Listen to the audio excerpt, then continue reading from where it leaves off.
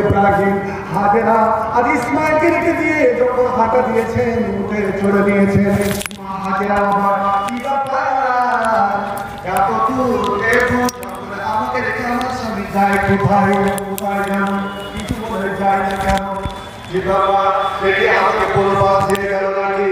বন্ধুরে আমার হাজেরা সেদিন আমার মা বিচলিত হয়নি, আমার মা কোর্ট কাছারিতে ছোটাছুটি করেনি, আল্লাহ অফিস আদালতে যায়নি। হাজেরা ইসমাইলকে রেখে দিয়ে তিনি দৌড় দিলেন, আর হাজরাতে ইব্রাহিম উঠ নিয়ে চলেছেন। হাজরাতে ইব্রাহিমকে হাত মেরে বলছেন, হাত মেরে স্বামীর নাম ধরে। আজকাল দুনিয়ার সবারই নাম বলবে, ওকে জিজ্ঞেস করেন তোর পুরুষের নাম কি, তো মুখ হ্যাচবাজ করবে, পুরুষের নাম বলতে পারবে না। জি গালের সময় মরার বাচ্চা মরার সোর বাচ্চা সোর, আর ওকে যদি আমার শেখ আমার ওস্তাজুল আকর মুকাররম শেখ মুজিবুর রহমান হাফিজাহুল্লাহ আল্লাহ উনি জিজ্ঞেস করেন আপনার মালিকটার নাম কি, কহান আগে তো পাঁচজোর করে মেয়ে একটা কহান আগে তো উ আর ভাতারের নাম কান করে কইবে জি ভাই, হ্যাঁ আমার স্ত্রীটা যদি আর স্ত্রীকে কয়ে এই কহানা আর ছড়ার বাপের নাম কহানা কইতে পারবে? জি, পুরুষের নাম ধরে ডাকো, এতে প্যার মোহাব্বত। হাজরাতে আয়েশা এইটুকু মেয়ে 6.5 বছরে বিয়ে, 9 বছরে ঘর বসত মুহাম্মদ সাল্লাল্লাহু আলাইহি সাল্লাম। আর নবীও বলতেন আয়েশা আমি জানি আমি চিনি কখন তুই রেগে থাকিস আর কখন তুই আমার উপরে খুশি থাকিস। কাইফা কেমন করে জানেন? যখন তুই আমার উপরে রাজি থাকিস না, তখন উঠতে বসতে খালি আমার নাম লিস, আর যখন তুই রেগে যাস, মেয়ে লোক রেগে গেলে কিন্তু পুরুষটার দিকে তাকাইবেও না। যখন তুই রেগে যাস তখন আমার নাম না নিয়ে আমার বাবা ইব্রাহিমের নাম লিস, রব্বে ওয়া ইব্রাহিম। আর যখন তুই আমার উপর রাজি থাকিস তখন বলিস রব্বে মোহাম্মদ রব্বের কসম। হযরত আয়েশা বলছেন ইয়া রাসূলুল্লাহ আমি তওবা করি, সত্যি এরকম করতাম, কিন্তু আমি কথা দিলাম আজ থেকে আমার নবী ছাড়া আমি কোনোই কার নাম নিব না। একবার মুহাম্মদুর সঙ্গে পড়েন তো সাল্লাল্লাহু আলাইহি ওয়াসাল্লাম। কেন রে বন্ধু? আমার নবীর শান, আমার নবীর মার্তাবা, আমার নবীর ইজ্জতটা একটু শুনেলেন, আর আমাদের ইজ্জতটা আমাদের সম্মানটা শুনেলেন। আল্লাহ আমার নবী তখন নবী হয়নি, 10 বছর বয়স। আল্লাহ জিবরাইলকে পাঠালেন, ইসরাফিলকে পাঠালেন, আর বিরাট বড় একটা তারাজু, যে তারাজুর পায়ের নিচে আর আসমানে তার পাল্লা লটকিছে। আল্লাহ বললেন এ জিবরিল ওই আমেনার এতিমটাকে এক পাল্লাতে ওঠা, আর এতটি লোককে এক পাল্লাতে ওঠা। এই করে করে করে করে করে করে আল্লাহ বললেন ওরে আদম থেকে নিয়ে কিয়ামত পর্যন্ত যত মানুষ হবে, যত নবী রাসূল হবে, তারা সবাইকে এক পাল্লাতে ওঠা, আর আমার হাবিব আমার মুহাম্মদকে এক পাল্লাতে ওঠা। আর উঠে এবার ছেড়ে দেখতো। সুবহানাল্লাহ সুবহানাল্লাহ। মুসলমান আমরা এমন নবী উম্মত সুযোগ পেয়েছি গো, যে আদম থেকে নিয়ে কিয়ামত পর্যন্ত যত মানুষ, তার মধ্যে 1,24,000 নবী রাসূল ওরা কো পাল্লাতে ওঠানো হলো। আর আমার নবী এখন নবী হয়নি, 10 বছর বয়সে এক পাল্লাতে ওঠা হলো। আমার নবী বলছেন আমার পাল্লা ভারী হয়ে গেল। একবার জোরে বলুন সুবহানাল্লাহ। এর মানে যে দুনিয়ার মানুষের যদি একটা কথা হয়, সারা পৃথিবীর মানুষ একটা কথা বলছে, কিন্তু আমার নবী একটা কথা বলছে, অন্য কথা বলছে। ওরে দুনিয়ার কারি কথা লওয়া যাবে না, একমাত্র আমার নবীর কথা লওয়া যাবে। আমার নবী যেমন সারা পৃথিবীর মানুষের চেয়ে ভারী, আমার নবীর উম্মত আমরা কিয়ামতের দিন সমস্ত নবীর উম্মতের হয়ে যাব সর্দার। এই উম্মত যতক্ষণ জান্নাতে না যাবে, আমার নবী জান্নাতের গেট না খুলবে, জান্নাতের গেট খোলা যাবে না। আর আমার নবীর উম্মত আপনারা যতক্ষণ জান্নাতের মাটিতে পা না রাখবেন, ততক্ষণ পর্যন্ত কেউ জান্নাতে যেতে পারবে না। ভাইজান অবস্থা খুব টাইট, আমার জ্বর সর্দি কাশির অবস্থা, গলা শুকিয়ে করছে, কিন্তু আপনাদের মোহব্বত। এবার বলছিলেন যে আর কত যাব বালা পাথা, কিন্তু না। এবার আসুন, হাজেরা দৌড়িয়ে চলে যাচ্ছে, দিয়ে হাঁক মারছে, এলাম আনতা তরকুনা ইয়া ইব্রাহিম। আপনাদের সন্দেহ হলে আমার ওস্তাদকে জিজ্ঞেস করবেন, বুখারী শরীফের হাদিস, ইব্রাহিম ইব্রাহিম কোথায় আমাদের রেখে যাচ্ছ? কার আশ্রয়ে রেখে যাচ্ছ? কার দেখাশোনাতে রেখে যাচ্ছ? এই তেপান্তরের মাঠে কে আমাদের দেখাশোনা করবে? কার আশ্রয়ে? বলে যাও, বলে যাও। ইব্রাহিম কিন্তু পিছনে ফিরে তাকাই না।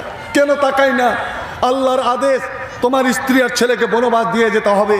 আমি যদি ফিরে তাকাই আর আমার করুণ কণ্ঠে যে বিবিটা ডাকছে তার চেহারাতে আমার চোখ যদি পড়ে যায়, তখন আমার হৃদয়টা কেঁপে যাবে, আমি আল্লাহর পরীক্ষায় ফেল হয়ে যাব।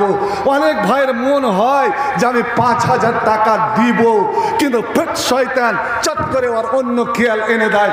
ভাই আমার, হাজরাতে ইব্রাহিম হাজেরা ডেকে যায় কিন্তু তাকায় না।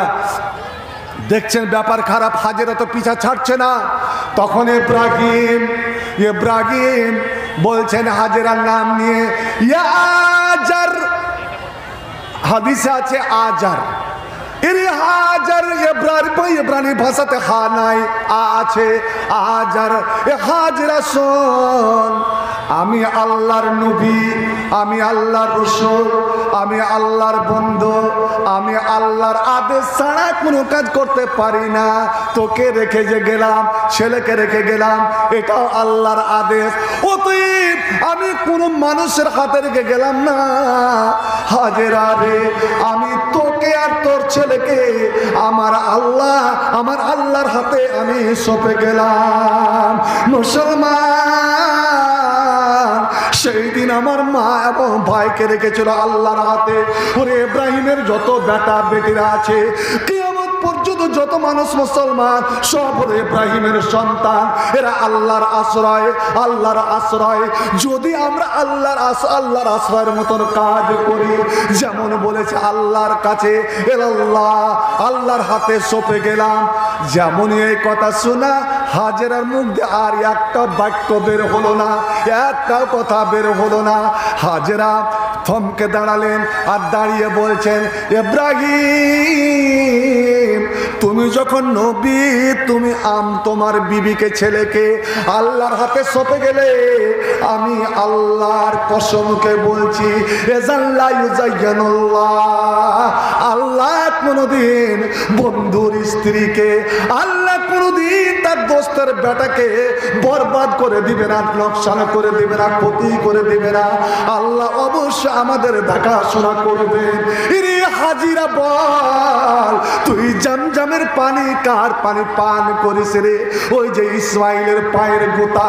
আল্লাহু আকবার, এত সুন্দর পানি, এত বরকতের পানি আমার ওস্তাদ পান করেছে জানি না কত গিলাস, কতবার।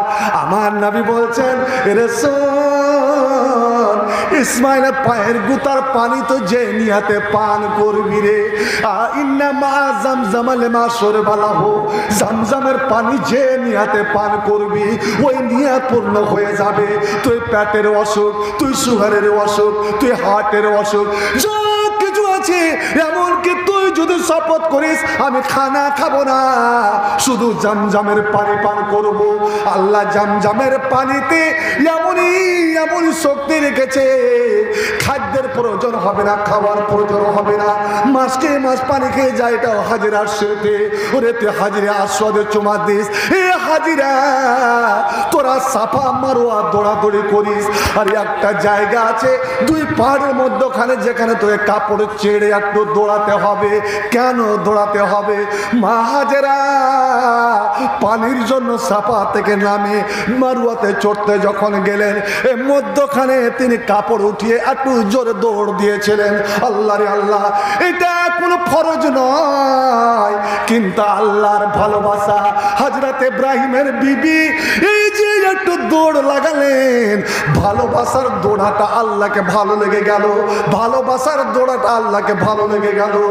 আর ভালো লেগে গিয়ে আল্লাহ ইব্রাহিমের বেটা বেটিকে বলে দিল, ওরে তোরা যখন আসবি আর কাবা করে তাওয়াফ করবি, জামজামের পানি পার করবি, তো যা সাফা মারওয়াটা দৌড়িয়ে আয়, তোর মার সিজদে তোর মার সুন্নাত আদায় করে আয়, তারপরে আমি তোর হজটা পূর্ণ করে যাল্লাহ। তাওয়াক্কুল এটাই হলো ভরসা। কেন ভাইজান এত ভয়টা কিসের? আপনাদের বলি আমি, ফেরাউন আমাদের এই ভারত সরকার থেকে, ফেরাউনকে আমাদের ভারত সরকার মুসলমানকে কি পিটিয়ে বের করে দিয়েছে?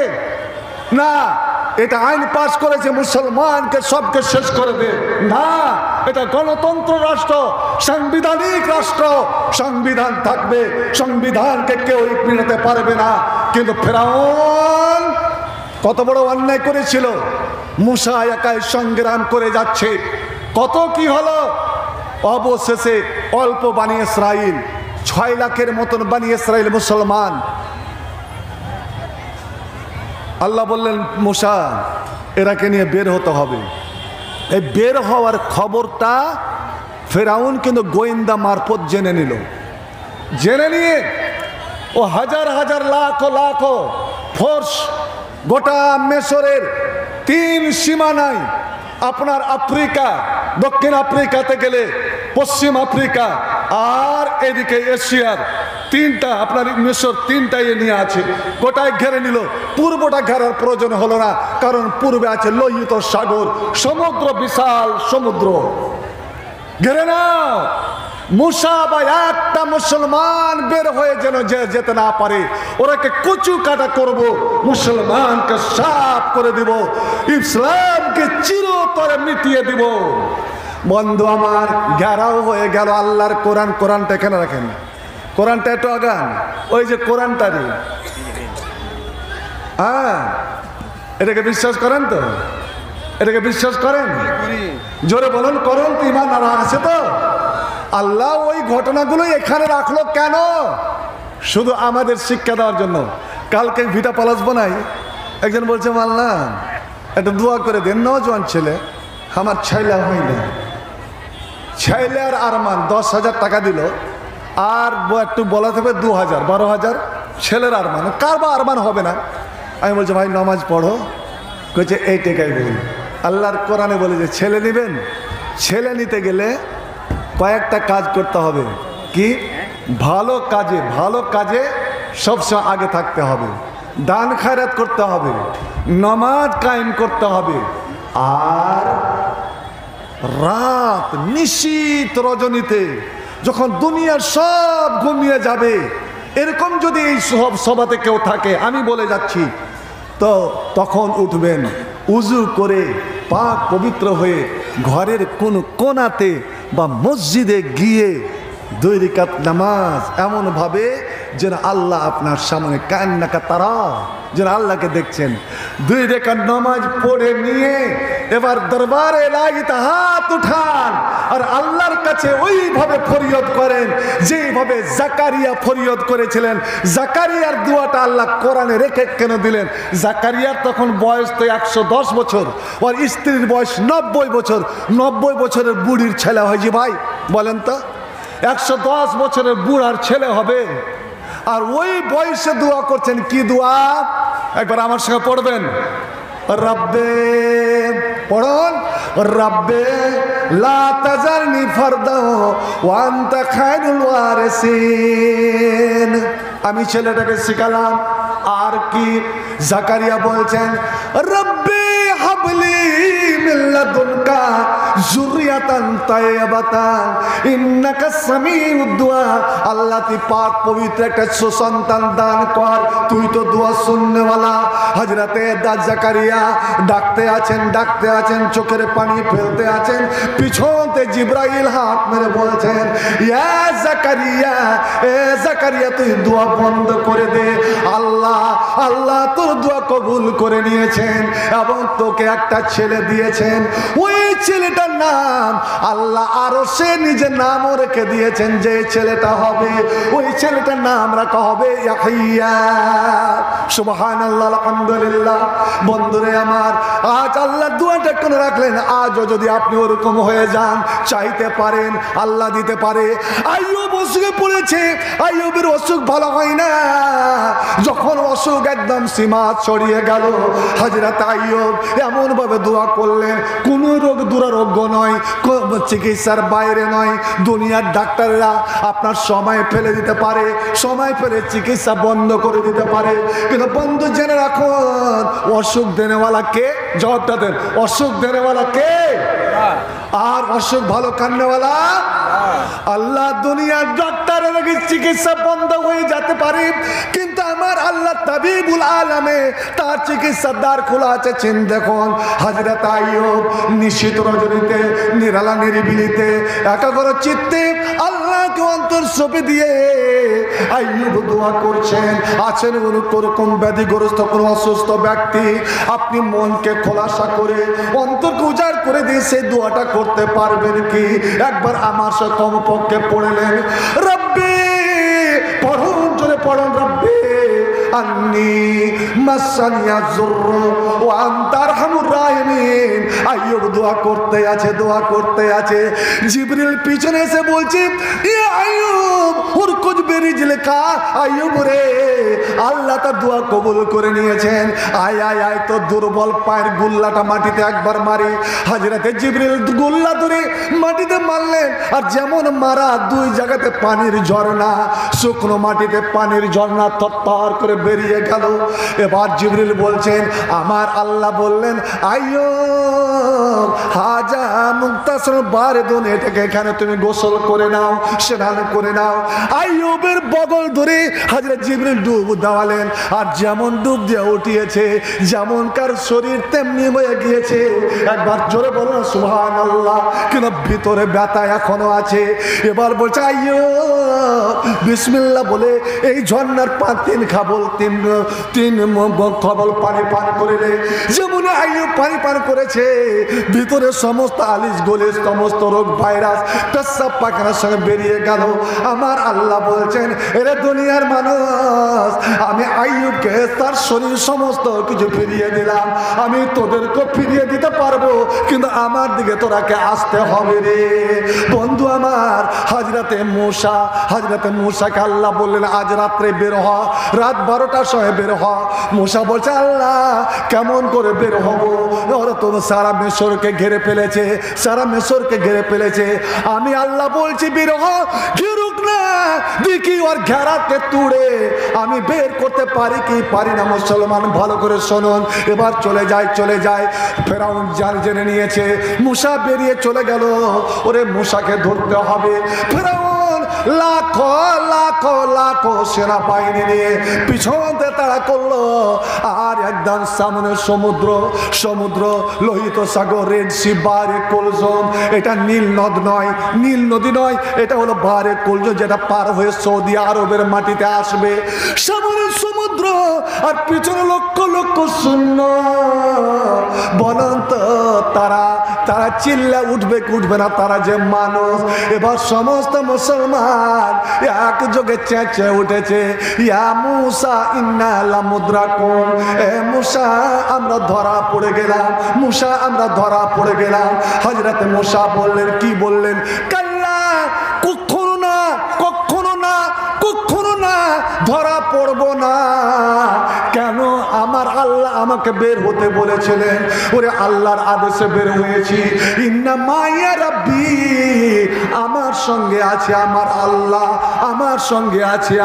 আল্লাহ, একবার আপনার মনে মনে বলেন তো, আমার সঙ্গে আছে আমার আল্লাহ।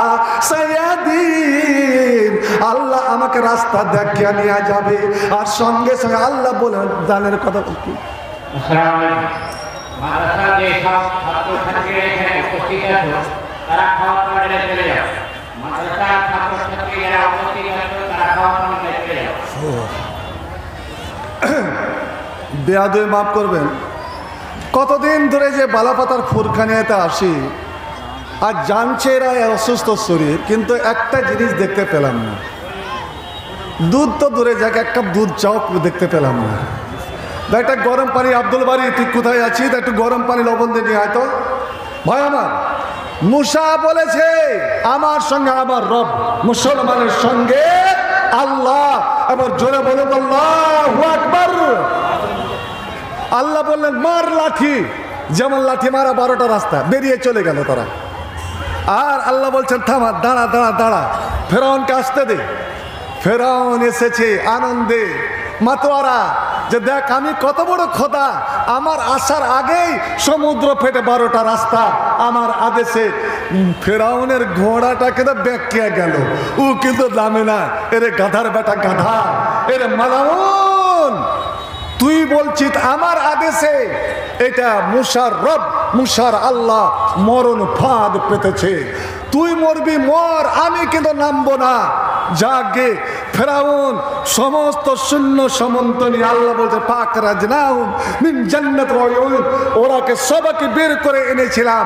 ওরা যেমন ঝাঁপিয়ে পড়লো সমুদ্রে, মুসাকে ধরা লাগবে, মুসলমানকে মারা লাগবেই, যেমনই ঝাঁপিয়ে পড়েছে সমুদ্রের পানি টলমল শুরু করে দিয়েছে। আল্লাহ বলছে থাম থাম, এখনই না, এখন তো কিনারাতে আছে, এরা হেলেন নিয়ে উঠে যাবে, যেতে দে, আরো আগাতে দে।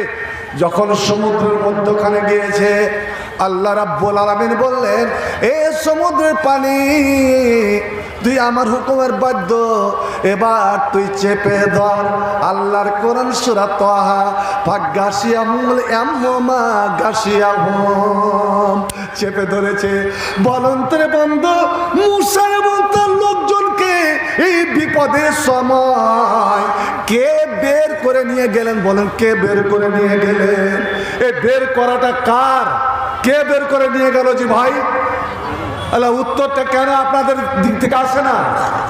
মুমিন হিসেবে মুমিনের মতন আজ উত্তরটা দেন। যেখানে চারদিক ঘেরা বিশাল সমুদ্র, সমুদ্রের বুক দিয়ে মুসলমানদেরকে নিরাপদে কে বের করে নিয়ে গেলেন? আর ফেরাউন আর ফেরাউনের 14 গোষ্ঠীকে ওই সমুদ্রে সলিল সমাধি ঘটালেন, ডুবিয়ে মারলেন। এটা কার ক্ষমতা? আল্লাহর। সে আল্লাহকে আজ নাই না আল্লাহ বদলে গেছে? বলেন ওই আল্লাহ আছেন, আল্লাহ বদলে গেছে? উত্তরটা দেন। আচ্ছা, নবী আমার হিজরতের রাত্রিতে আবু বকরকে নিয়ে বের হয়ে চলে গেলেন, আর গিয়ে দৌড়ে গিয়ে গাড়ের শহরে ছোট্ট একটা গর্ততে আশ্রয় নিলেন। মাত্র মাথার 1 ফুট ওপরেই পাহাড়, আর ওরা নবীর পায়ের দাগ দেখে দেখে গিয়ে 8-10 জন কাফের গোটা গর্তটাকে ঘিরে ফেলেছে। আবু বকর আমাদেরই মতন তো মানুষ, বুকটা দূর দূর কাঁপছে। বুখারী শরীফের হাদিস, নবী কিন্তু নিশ্চুপ, নবীর ভয় ভীতি কিছুই নাই। এরা বলা বলি করছে, সব শুনতে পাচ্ছে। গেল কোথায়? কোথায় গেল? আবু সুফিয়ান বলছে এই গর্তে তো লুকা সম্ভব নয়, ও বলছে এখানে লুকা সম্ভব নয়। শেষের বেলা আবু জেহেল বলছে তোর গে মাথাতে কিছু আছে? আমি বলছি এখানেই মুহাম্মদ এবং আবু বকর আছে, এখানেই আছে। এই দেখ মুহাম্মদের পায়ের দাগ, এই দেখ আবু বকরের পায়ের দাগ, অন্যদিকে নাই কেন? এখানেই আছে। সুবহানাল্লাহ। ওই সময় আবু বকরের বুকটা ধক করে কেঁপে উঠেছে। আল্লাহর কোরআন সূরা তাওবাতে আল্লাহ নকশাটা টেনে আমাকে আপনাকে জিন্দা দিল করার জন্য, ঈমানকে তাজা করার জন্য আল্লাহ নকশা টেনে দিলেন। ওই সময় তার গে অঙ্গুলগুলো দেখা যাচ্ছে। আবু বকর বলছে ইয়া রাসূলুল্লাহ, ইশারায় ইশারায় ওরা যদি একবার পায়ের দিকে তাকায়, একবার নিচের দিকে তাকায়, লড়ায় না, আমরাকে দেখে ফেলবে, আমরাকে ধরে নিবে। হুজুর বলছেন আবু বকর, তুমি মনে করছো এই গর্তে আমি আর তুমি শুধু আছি? আমি আর তুমি 2 জন আছি, এটা কি তোমার ধারণা?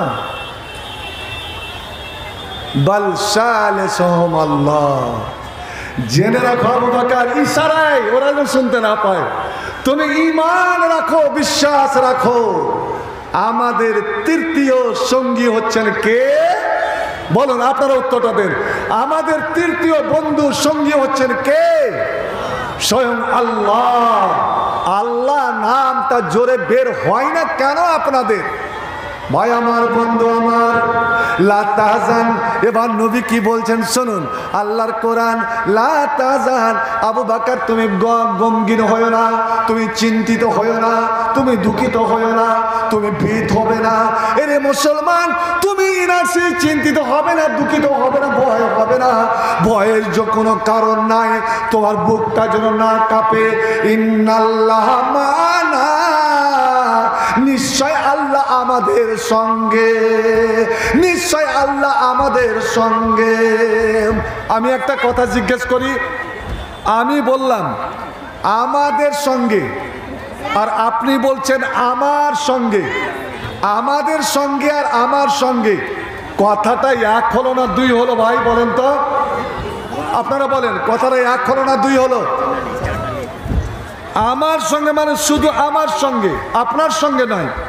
আর আমাদের সঙ্গে আল্লাহর কোরআন, নবীর জবান বলছে ইন্নাল্লাহ মা'ানা, আল্লাহ আমাদের সঙ্গে। যার মানে আমার আখেরি নবী বলতে চাইলেন, এরে আবু বকর, আমার আল্লাহ আমাদের সঙ্গে, আমাদের দুইজনের সঙ্গে। আর কিয়ামত পর্যন্ত যে আমার উম্মত হবে, আমার উম্মত হবে। ওরে শুন শুন, আমার উম্মতের জীবনে এরকম বিপদ আসবে, কিন্তু যারা আমার উম্মত হবে, আমার প্রত্যেকটা উম্মতের সঙ্গে হচ্ছেন আল্লাহ। আর আল্লাহ যার সঙ্গে, তার ভয়ের কোনো কারণ নাই, ভয়ের কোনো কারণ নাই। মুসলমান, নবী আমার 22 বছর ধরে কত মার খেলেন, গাল খেলেন, আর মক্কার মাটি 13 বছর ধরে কত রক্ত ঝরালেন রে আল্লাহ রে আল্লাহ।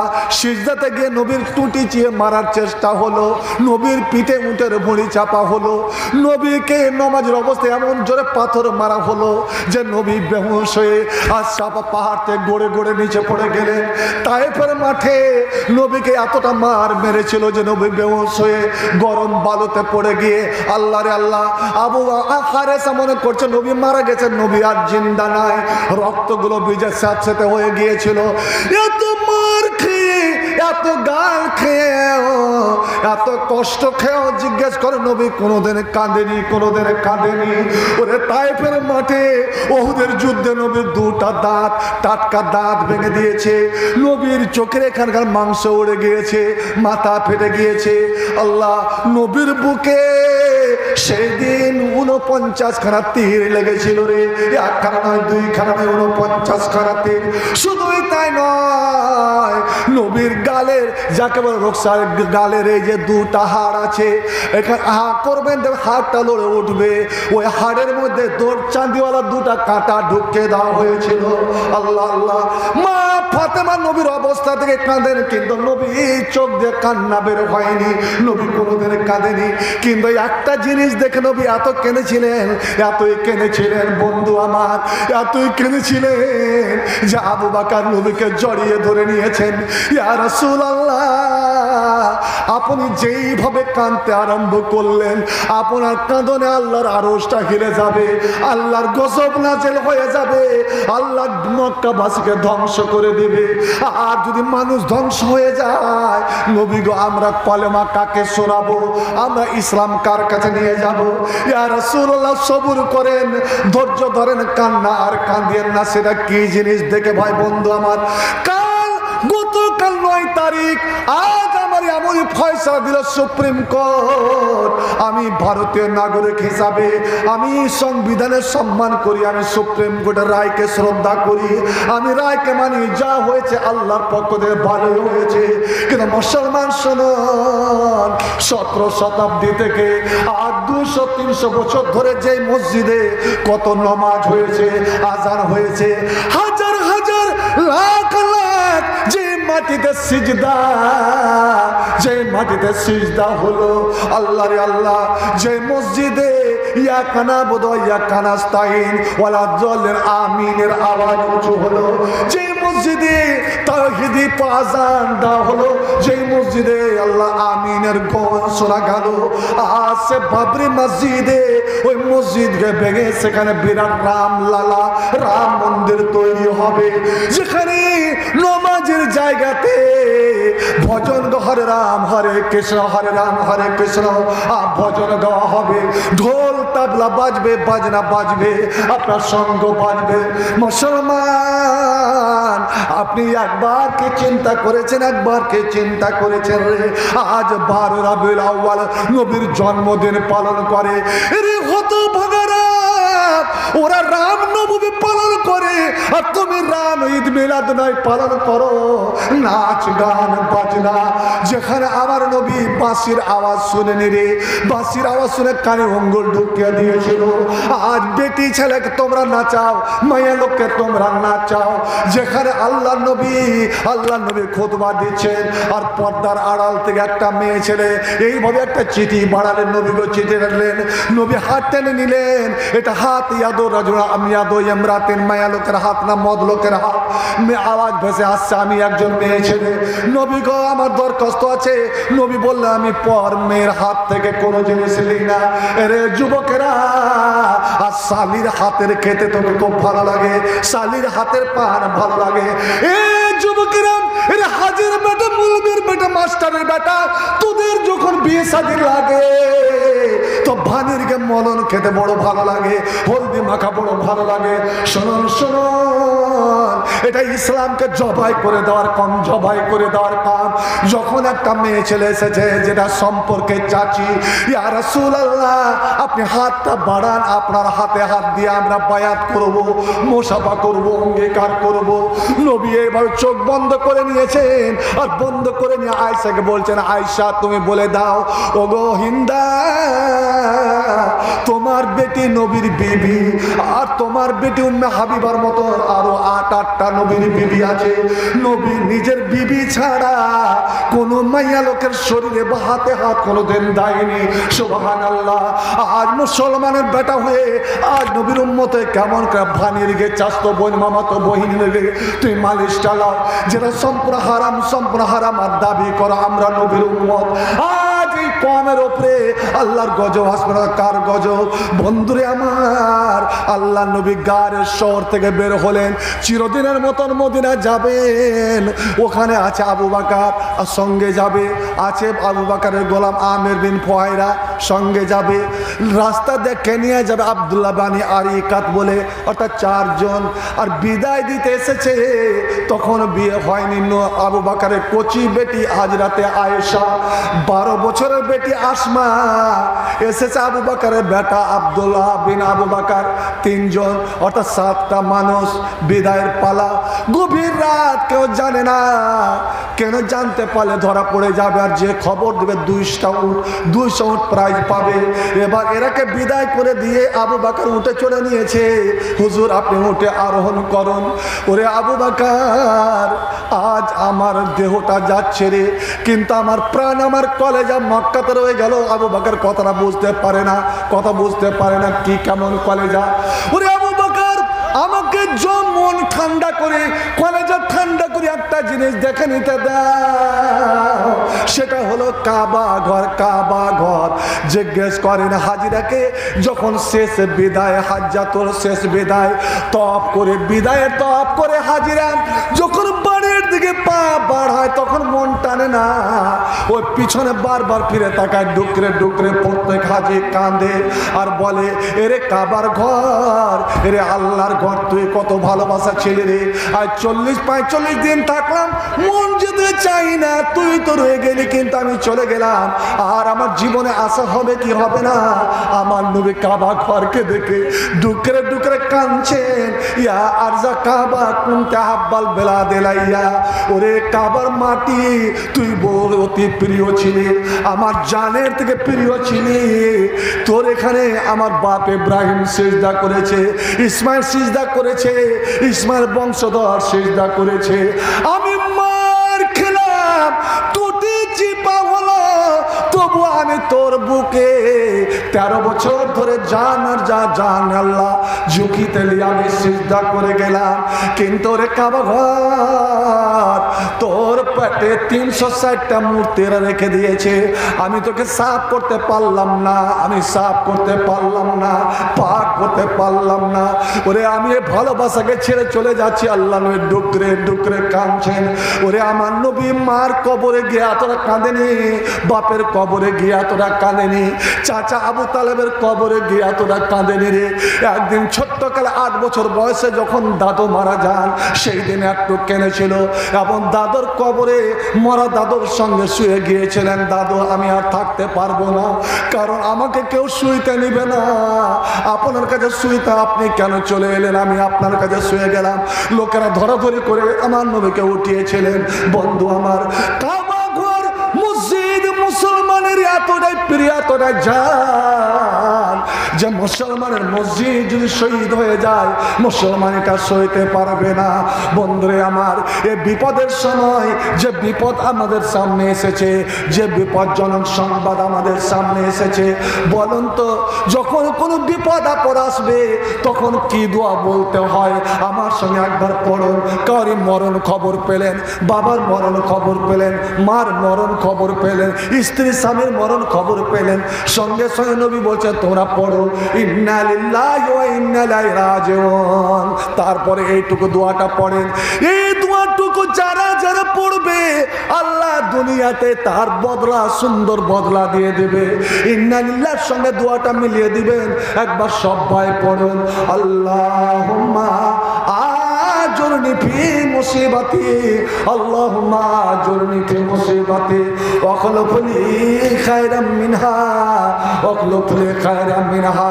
হযরত আবু বকর নবীকে জড়িয়ে ধরে নিয়েছেন, ইয়া রাসূলুল্লাহ আর কান্না কাঁদিয়েন না, আর কাঁদিয়েন না, কেই কান্না আল্লাহর গজব নাযিল হয়ে যাবে। বন্ধুরে এই কান্নার দিনে, দুঃখের দিনে আপনাদের করণীয় কি? শুনুন শুনুন, ওকাইমিন নবীন কাতালা মাহুর বিউন, এটা যুগের প্রথা আদি কাল থেকে হয়ে আসে।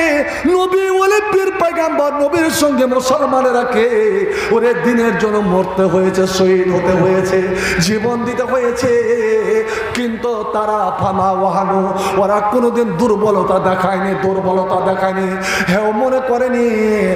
আর তারা ফামা যাও ফামাস্তাকানু, ওরা দুর্বলতা দেখায়নি। যখন যা প্রয়োজন তখন তা দিয়েছে, তারা হীরা গলা বন্ধ করে দেয়নি। আল্লাহ ধৈর্য ধারণকারীরাকে পছন্দ করে। আর নবীর উপরে, নবী মান্যওয়ালাদের উপরে, নবীর সাহাবাদের উপরে, মুমিন মুসলমানদের উপরে যখনই কোনো বিপদ আপদ এসেছে তখনই তারা দোয়া করেছে। কি দোয়া? রব্বানা ইগফির লানা যুনুবানা, হে আল্লাহ এটা আমাদের গুনার ফল, আমাদের পাপের ফল, পাপের জন্য এই হারটা, এই অপমানটা হলো, আল্লাহ আমাদের পাপকে ক্ষমা করে দে। ওয়া ইসরাফানা ফি আমরিনা, আল্লাহ জীবনের ক্ষেত্রে, কর্মক্ষেত্রে আমরা সীমা লঙ্ঘন করেছি, আল্লাহ অনেক সীমা লঙ্ঘন করেছি, সেগুলোকে আল্লাহ তুমি ক্ষমা করে দাও। আজ দোয়া করুন, অসাব্বেত আকদামানা, আল্লাহ আমাদের কদম, আমাদের পা, আমাদের কোমরকে আল্লাহ শক্ত করে দে। হে রাব্বুল আলামিন, যেই মাটিতে জন্মেছি, যেই মাটিতে আল্লাহ আমরা সিজদা করেছি, যেই মাটির স্বাধীনতার জন্য আমাদের পূর্বপুরুষরা জীবন দিয়েছে, আল্লাহ এই মাটিকে আমাদের জন্য তুই শক্ত করে দাও। সাব্বিত আকদামানা ওয়ানসুরনা, আল্লাহ তুই আমাদের সাহায্য কর, আমাদের মদদ কর, আলাল কওমিল কাফির, কাফেরদের বিরুদ্ধে। ফাসাবাহুমুল্লাহ, আল্লাহ বলছেন ওরা দোয়া করেছে আর আমি সঙ্গে সঙ্গে ওদের দোয়াকে মঞ্জুর করে দুনিয়ারও ভালাই আর আখেরাতেরও ভালাই ওদেরকে দিয়েছি। ভাই আমার, আল্লাহকে আমাদের দিবে না? আমাদের দিবে না? আল্লাহ যেখানে ডাক দিয়ে বলছেন, চলে এসছে, চলে এসছে, বলতে হবে না। আল্লাহ যেখানে ডাক দিয়ে বলছেন, ইয়া আইয়ুহাল্লাযীনা আমানু, এরে মুমিনেরা, ইন তানসুরুল্লাহ, আমি আল্লাহ, আমার তো প্রয়োজন নাই, আমি কারি মুহতাজ নই যে শুক্রবারের দিন মসজিদে গিয়া কয়টাতে আমার লেগে ভিক্ষা কর, 1 টাকা 2 টাকা করে ফেল, যে টাকাগুলো ফকিরেরও লাই না। আল্লাহ গানি ওয়ান্তুল ফোকারা, আল্লাহ হচ্ছে ধনী, মানুষ হচ্ছে ফকির। কিন্তু শোন, আমার দিন বড় বিপদে, আমার ইসলাম বিপদে, আমার কোরআন বিপদে, আমার মাদ্রাসা মসজিদ বিপদের সম্মুখীন। আজ তোরা যদি সেইগুলো সাহায্য করিস, ইনতানসুরুল্লাহ সূরা মুহাম্মদ, তো ইয়ানসুরকুম, আমি আল্লাহ তোদের সাহায্য করব। ওয়ুসাব্বিত আকদামাকুম, আর আমি তোদের পা, তোদের কবরকে শক্ত করে দিব। ভাই আমার, আমি বলছিলাম যে আল্লাহ কোন নবীকে মিটাতে পারেনি, তাদের লোকদেরকে মেটাতে পারেনি। মুসলমান চিরদিন সংখ্যালঘু থেকেছে, এরা অল্প সংখ্যায় থেকেছে, কিন্তু আল্লাহর দয়া, আল্লাহর দয়া, আল্লাহর রহমত, আল্লাহর সাহায্য। আজ কোরআনের দিকে ফিরে আসুন, কোরআনের দিকে ফিরে আসুন, আর আপনি আল্লাহর কোরআনকে বিশ্বাস করুন, একটু কোরআনের চর্চা করুন। দেখুন ইনশাআল্লাহ আল্লাহ আমাদের সুদিন ফিরিয়ে দিবে। আমাদের কর্মদোষে, আমাদের আজ এটা হচ্ছে কর্মফল, যে আমাদের চোখের সামনে আজ চিরতরে আজ আমার মসজিদ শহীদ হয়ে গেল। বন্ধু আমার, ওই হারেসার মতো যে নিজের বেটাকে কুরবান করে দিতে পারে, আমর বিন মুয়াজের স্ত্রী নিজের দুই বেটা আর স্বামীকে আল্লাহর পথে কুরবান করে দিয়ে আল্লাহর কাছে দোয়া করতে পারে, আল্লাহুম্মা আজরনি ফি মুসিবাতি ওয়াখলুফনি খায়রাম মিনহা। আজ সেই কোরআন আজও মজুদ আছে, 30 পারা কোরআন। আমি 30 জন মুসলমানকে, এটা দানের সময় নয়, বক্তা না আসার কারণে আমাকে প্রথমে আসতে হলো। আমি 30 জন মুসলমানকে চাই যে বর্তমান অবস্থাকে সামনে রেখে, পরিস্থিতিকে সামনে রেখে, বন্ধু আমার, 1 পারা করে কোরআনের ভাগ আপনাদের নিতে হবে। একটা হরফ 10 নেকি, একটা হরফ পড়বে 10 নেকি, শুনবে 10 নেকি। আপনার 1 পারাতে কতটি যে হরফ আছে আল্লাহ জানেন। আজ এতটা নেকি নিয়ে যেতে পারবেন আপনার জন্য, আপনার গোটা পরিবারের জন্য, জীবিতদের জন্য, মৃত্যুদের জন্য। বেশি নয়, আমি শুধু, এটা শেষ নয়, শুধু আমি স্যাম্পল আমি চাই 30 জন মুসলমান যে 1 পারা করে আল্লাহর কালামের বিনিময়ে 1000 করে। আমরা জানি জীবনের চেয়ে টাকার মূল্য বেশি নয়। ওরা যখন জীবন দিয়েছিল আল্লাহর রহমত নেমে এসেছিল।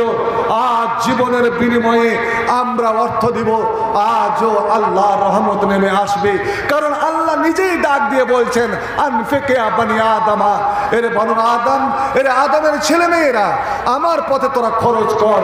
উনফিক আলাইক, আমি আল্লাহ, তুই যা দিবি তার 10 গুণ আমি আল্লাহ তোর উপরে খরচ করব। তোকে আমি হেনাস্তা হতে দিব না, তোকে আমি রাস্তা ছাড়া হতে দেব না, অভাবের সম্মুখীন আমি আল্লাহ করব না, এটা আমার ওয়াদা। তো দেখি 30 জন মুসলমান কার কার ভাগ্যে, কার কার নসিবে আফজালুল কালাম কালামুল্লাহ, আল্লাহর কালামকে ভালোবাসা মানে সরাসরি আল্লাহকে ভালোবাসা। আর আল্লাহর ভালোবাসা মানে জান্নাতের দ্বার নিজে নিজেই খুলে যাওয়া। কে কে চায়? আলহামদুলিল্লাহ। কি নাম? ও আরে আমার ছাত্র শফিকুল ইসলাম, আজিজম শফিকুল ইসলাম, ও নিজে 1000, আর ওর ভাই শাকির 1000। দুই ভাই মতিউর রহমানের ছেলে মোহাম্মদ দুলাল আর সেলিম মোহাম্মদ সেলিম, মোহাম্মদ দুলাল, এরা 2 ভাই। মতিউর রহমানের ছেলে 1000 করে 2000। আলহামদুলিল্লাহ 4 পেয়ে গেছে, আর 26 জন মুসলমান ভাই আমার। আর এটা বলছি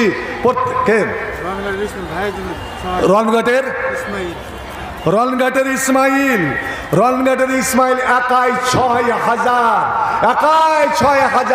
6 পারা, আর মার 20 জন মুসলমান। আর একটা জেনে রাখুন, এটা তো আপনার মিনার মাঠ নয়, যে বুথকে পাথর মারতে গিয়ে হাজিরা চাপা পড়ে যায়, যেমন ওখানে হুড়াহুড়ি দানের ব্যাপারে যদি আজ আপনারা হুড়াহুড়ি করেন, নিজে হেঁটে আসেন, যেটা কুরবানি দিবেন নিজে যদি কুরবানি দেন তো 3 প্রকারের নেকি আপনি পাবেন, 3 রকমের নেকি। অতএব যারা এখানে আসার সুযোগ পেয়েছেন হাতছাড়া করবেন না। আলহামদুলিল্লাহ, জাযাউল্লাহ। আর একজন আর আপনার 19 আলহামদুলিল্লাহ ইসমাইল মহাজন, কোথাকার ইসমাইল মহাজন? আসল ভাই, এটা আমি কমিটির জন্য রাখিনি, এটা রেখেছি আপনাদের জন্য, আপনাদের জন্য। যে আজ এই আল্লাহর কালামকে ইয়াকিন করে বিশ্বাস করে কখন যে কোন মানুষের দোয়া যে কবুল হয়ে যায়। এই মজলিসে এমনই হতো লোক আছে যার দোয়া 2 সময় দোয়া কবুল হয়। ইন্দা হাজরাতিস সালাত, যখন নামাজের টাইম হয়ে যাবে আজানের পরে আর ইকামতের আগে যে হাঁটা দিবেন, আপনি বাড়ি থেকে হাঁটবেন, ওই সময় দোয়া করতে করতে যদি জানতো আপনার দোয়া কবুল। আর যখন জিহাদের ময়দানে আপনি দাঁড়িয়ে দোয়া করবেন, তিন্দা সিন্দাইন অফি সাফিল কেতাল, তখন আর দোয়া কবুল হয়। আপনারা বসে আছেন সেই আল্লাহর পথে, এই মজলিসে হতে পারে আল্লাহর কোনো বান্দা আল্লাহ তার দানকে কবুল করে নিয়ে আজ আমাদের ওপরে যে দুর্যোগের বাতাবরণ, সে দুর্যোগ আল্লাহ দূরত করে দিতে পারেন। আসুন, আর 100 টাকা দেখলেন আলহামদুলিল্লাহ। জি, মতিউর রহমান 1000 আর 18, 12 জন হয়ে গেছে, আর 18 ভাই আমার।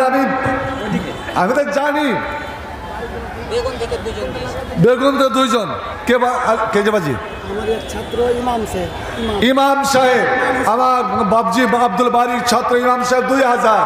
আলহামদুলিল্লাহ, আর 16 জন। হে রব্বুল আলামিন, হে আল্লাহ, আজ তোমার জিহাদের পথে, আল্লাহ তোমার ইসলামের পথে, তোমার কোরআনের পথে, তোমার প্রতিষ্ঠানের পথে আল্লাহ এদের তুমি এমনই জজবা দাও, এমনই ওয়ালওয়ালা দাও, যেমন হযরত ইব্রাহিমকে তুমি বলেছিলে কুরবানি, সঙ্গে সঙ্গে নিজের ছেলেকে নিয়ে চলেছিলেন মিনার মাঠে। আজ ছেলে নয়, জীবন নয়, জীবনের বিনিময়ে সামান্য অর্থ। আলহামদুলিল্লাহ, একজন তরুণ যুবক 1000 আর 15 জন আর 15 পাড়া, 15 জন 15 পাড়া।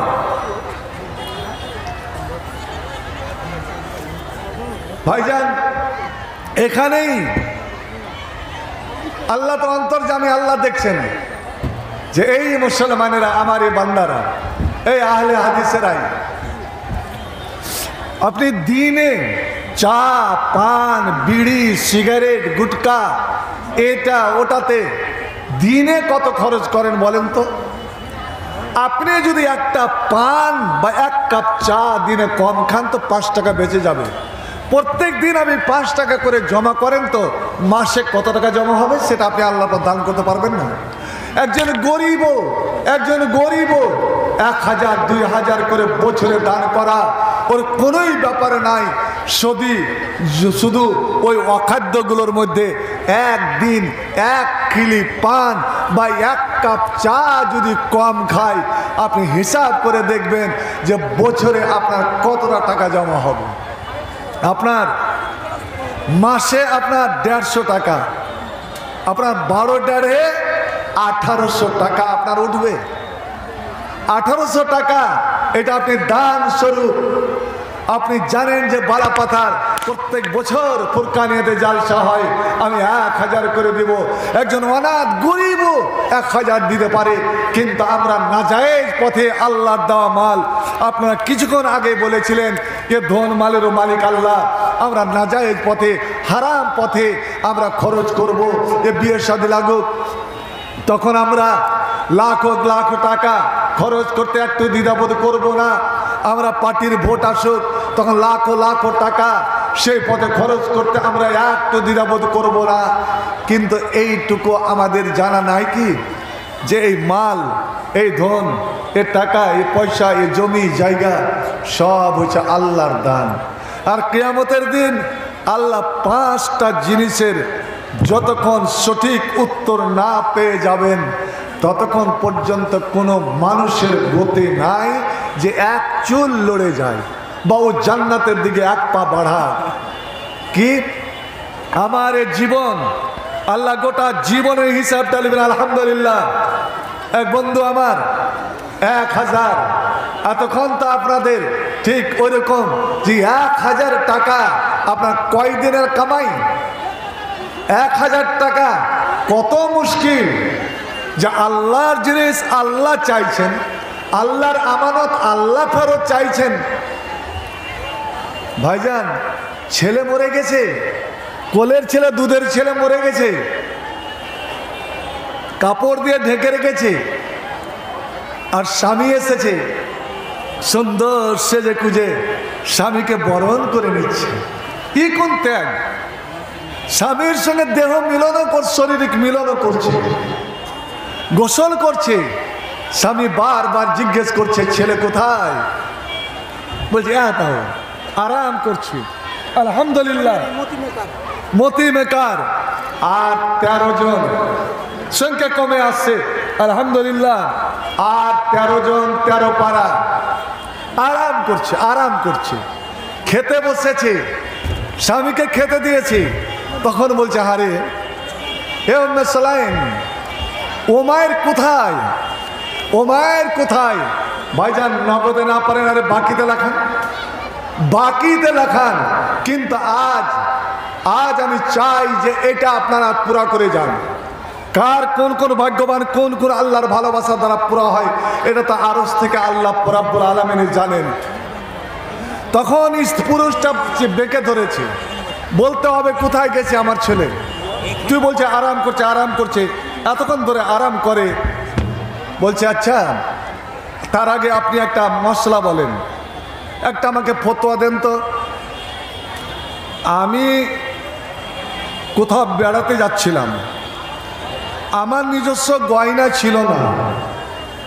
আমি একটা অন্য মেয়ের কাছ থেকে মেয়েদের যতগুলো গয়নার প্রয়োজন, আমি গয়নাগুলো চেয়ে নিয়েছিলাম, ধার নিয়েছিলাম, আমানত নিয়েছিলাম। এবার গয়নাগুলো আমাকে খুব মানালছে। আমি ঘুরে ফিরে এলাম। 1 মাস ধরে ও মেয়েটা কিন্তু গয়না চাইতে আসেনি। এদিকে আমার ময়াও হয়ে গিয়েছে গয়নার উপরে। এবার হঠাৎ মেয়েটা চলে এসছে, বোন আমার গয়না আমাকে ফিরিয়ে দাও। স্বামী গো, আমার কিন্তু মনে ইচ্ছা করে না, আমার ইচ্ছা করে না, দিল চায় না যখন ফিরিয়ে দিই। কেন যে গহনাগুলোর উপরে আমার মমতা বসে গেছে। আমি যদি ঘুরিয়ে না দিই, আমি যদি অস্বীকার করে দিই, যদি সাপ সাপ বলে দিই যে তোর গয়না আমি কখন নিয়েছি বল, এতে কি কোনো গুনাহ হবে, অন্যায় হবে? আল্লাহু আকবার। স্বামী নবীর সাহাবী, জান্নাতের টিকিট প্রাপ্ত, সে একদম রেগে গেছে। তোমার আমার স্ত্রী এত বড় সাহস যে পরের আমানত তুই ফিরিয়ে দিবে না, আর ধার নিয়ে ফিরিয়ে দিবে না? আমানতে তোমার কোনো অধিকার নাই, ধার গোপন করে নেওয়া তোমার কোনো অধিকার নাই। লা দীন আলিমাল্লা আমানাত লাহু। তুই যদি আমানত ঘুরিয়ে না দিস, তোর মধ্যে দিন ইসলাম বলে কিছুই নাই। এরকম খিয়ানতকারীকে এর জানাজাও হবে না। আচ্ছা, তাহলে বুঝতে পারলাম যে আমানত ঘুরিয়ে দিতে হবে। কইছে তোর এটা জানা ছিল না রে পাগলি? কইছে জানা ছিল, কিন্তু তা আপনার মুখে জেনে একটু আরো ইয়াকিন করে নিলাম। ততক্ষণ খাওয়া হয়ে গেছে। এবার স্বামীকে ধরে নিয়ে গিয়ে অন্য ঘরে নিয়ে যাচ্ছে। যে কেন নিয়ে আসছি, চলেন না ওখানে গিয়ে মশলাটা আপনাকে বোঝাবো। হযরতে আবু তালা দেখছেন বিছানায় কে একটা ছোট্ট ছেলে শুয়ে আছে, সাদা কাপড় দিয়ে ঢাকা আছে। স্বামী গো বলুন তো দেখে, ছেলে মেয়ে বাল বাচ্চা, এটা স্বামী স্ত্রীর দান না কার দান? বলছে পাগল, এটা আল্লাহর দান, এটা আল্লাহর আমানত। আচ্ছা তাই যদি হয় আল্লাহ আপনাকে আমানত দিয়েছিলেন, এ ওমর ছেলেটা আল্লাহর আমানত আল্লাহ দিয়েছিলেন।